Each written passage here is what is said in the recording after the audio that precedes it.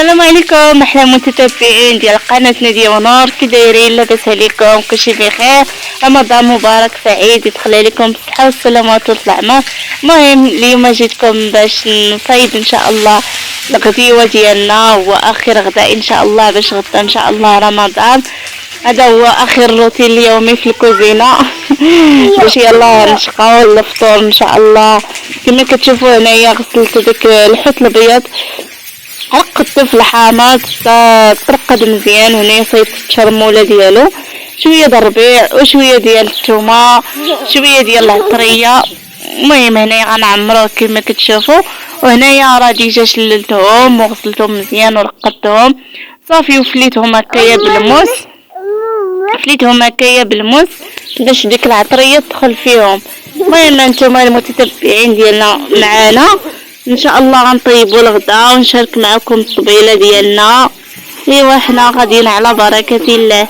المهم ان شاء الله في قناه ناديه وعبد السلام نشارك معكم الصفوف ونشارك معكم بشليخه. المهم التوجد ديال رمضان. المهم كما كتشوفوا راه رمضان تبارك الله كيدخل برزقو، الله يدخل علينا بالصحه والسلامه. غنشارك معكم بعض الوصفات، بعض الشيوات. المهم ان شاء الله عطا ما يتزال وعطا الله ما يتصور ان شاء الله. وكنشكركم على التفاعل ديالكم على الفيديوهات السابقين، كنشكركم بزاف داخل المغرب وخارج المغرب. ايوا حنا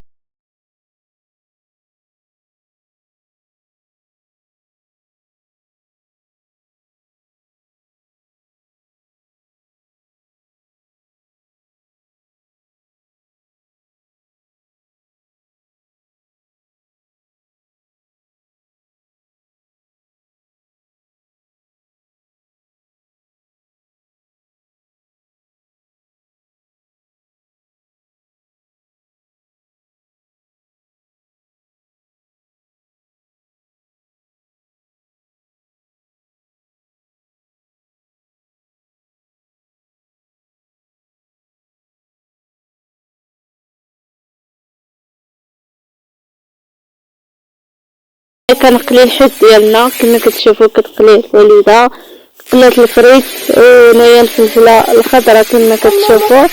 صافي غنصايبوا الغديوه ديالنا. وهنايا انايا جيت باش نصايبوا العصير. ديجا راه سلقت البربه هكايا حتى تسلقات مزيان.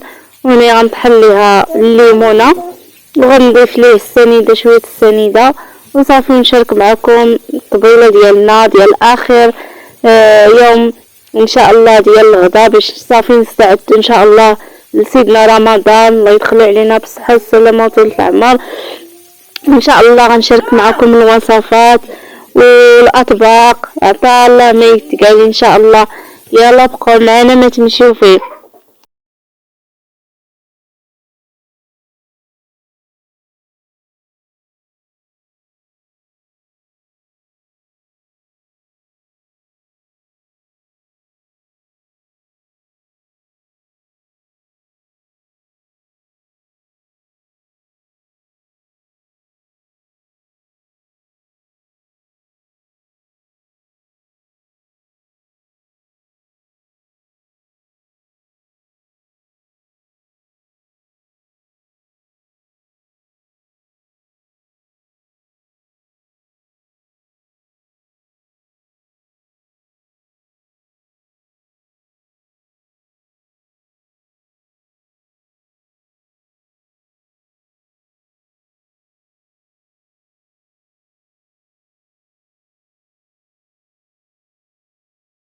الطبله ديالنا سالينا، هي الحوت اللي شاركت معكم، والشليضه هذا شلاطه ديال المطيشه وشويه هذا البورو، البصله ديال البورو، وهنايا بطاطا والشلاضه ديالنا والخبز ديال الدار، ومعاه كاس ديال اتاي.